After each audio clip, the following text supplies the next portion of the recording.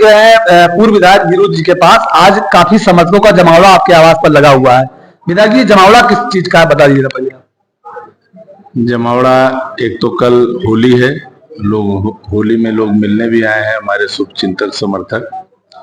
और चूंकि चुनावी वर्ष है और अधिसूचना जारी हो चुकी है, ऐसे में बलरामपुर के लोग, जो बलरामपुर का जो गौरवशाली इतिहास रहा है, उस गौरवशाली इतिहास पर जो इस समय मौजूदा सरकार है, इन्होंने या जितनी भी अभी तक जितने भी लोकसभा के चुनाव हुए, लगभग बाहरी प्रत्याशियों ने बलरामपुर का प्रतिनिधित्व किया, एक दो को छोड़ करके, चंद्रभाल जी और बिन्नू पांडे और रिजवान जहीर को छोड़कर। ऐसे में आज इस बात की जनता डिमांड है जनता में कि कोई अपना लोकल प्रत्याशी हो, चाहे वो किसी भी दल का, जो हमारी सुने, हमारे मौके पर खड़ा हो, हमारे सुख दुख का साथी हो।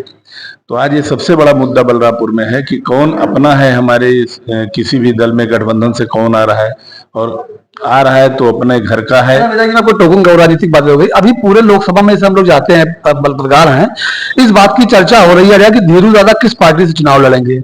कोई कह रहा कि आपने अखिलेश से मुलाकात कर लिया पर्सनल, तो फिर ये हुआ कि कांग्रेस आपके लिए सीट बदल रही है। सच्चाई क्या है, बता दीजिए अपने चाहने वालों को, बलरामपुर की जनता को। देखिए, हम गठबंधन में हमारी पार्टी है, हम पार्टी प्रदेश महासचिव हैं। तो जब हमारे नेताओं का निर्देश है कि हम गठबंधन में बेहतर तालमेल करें, जहां जहां गठबंधन के प्रत्याशी हैं, अगर समाजवादी के प्रत्याशी हैं तो कांग्रेस उनको मन लगा करके, कांग्रेस के कार्यकर्ता उनका सपोर्ट करें, तो हम लोग ऐसे में मिलना तो स्वाभाविक है। ये सीट तो सबक खत्म चली गई है ना, फिर आपके लोग चर्चा कर रहे हैं कि दादा टिकट ला रहे हैं। तो समाजवादी पार्टी का उद्देश्य, समाजवादी पार्टी के नेता आदरणीय अखिलेश जी, वो बहुत ही समझदार व्यक्ति हैं और जुनूनी है। उनका भी मत है कि इस देश की जो ये निरंकुश सरकार है, भ्रष्टाचारी सरकार है, अतिवादी सरकार है, जो हिंदू और मुसलमान के नाम पर जिसका कहने का काम कथनी कुछ है, करनी कुछ है, उस सरकार को उखाड़ फेंकने के लिए, और इसी सरकार को उखाड़ फेंकने के लिए गठबंधन हुआ है। तो जब गठबंधन हुआ है तो निश्चित रूप से अगर हमारे पास कहीं अच्छे कैंडिडेट नहीं, हमारे खाते में सीट है, तो हम लोग उसको अपने सिंबल से लड़ाएंगे। और जहां समाजवादी पार्टी के पास कोई बहुत अच्छा कैंडिडेट नहीं, वहां वो हमारे पार्टी के नेताओं पर विचार करेगी। तो अभी बहुत सी संभावना है, लेकिन आप उम्मीद रखिए कि जो कोई भी फैसला होगा बलरामपुर के लोगों के सम्मान के लिए होगा, बलरामपुर के हित के लिए होगा, बलरामपुर के विकास के लिए होगा, बलरामपुर के और श्रावस्ती की जनता को इस जो संवेदनहीन सरकार है, संवेदनहीन नेतृत्व है, उससे निजात दिलाना। अच्छा विधायक जी, आप अगर चुनाव में उतरते हैं तो आपके ऊपर विपक्षी पार्टियां प्रहार करती है कि आप एक विशेष समुदाय का ज्यादा बात करते हैं, उन्हीं का काम ज्यादा करते हैं। ये क्या सही है कि इसमें कुछ अफवाहें रहती हैं?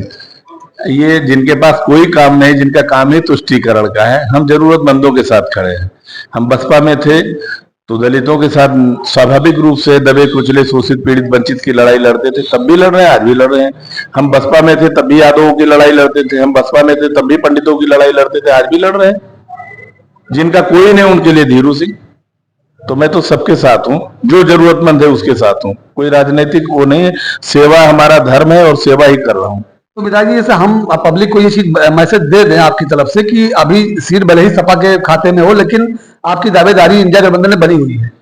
नहीं, बिल्कुल बनी हुई है। हमारा शीर्ष ने तो आदरणीय प्रियंका जी और आदरणीय राहुल जी ने, हमारे महामंत्री प्रदेश के जो इंचार्ज हैं आदरणीय अविनाश पांडे जी ने, सबने रिक्वेस्ट किया है अखिलेश जी से कि हमारे कैंडिडेट पर पुनर्विचार करें।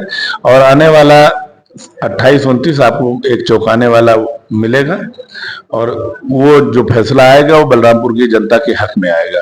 धन्यवाद। से जो विधायक जी अपनी बात रख रहे थे कि 28 तारीख को चौंकाने वाला फैसला आएगा। आपको बता दें कि समाजवादी पार्टी से जो हमें जानकारी मिल रही है कि एक मीटिंग अखिलेश जी की हो चुकी है और एक मीटिंग अखिलेश जी ने फिर बुलाई है होली के बाद।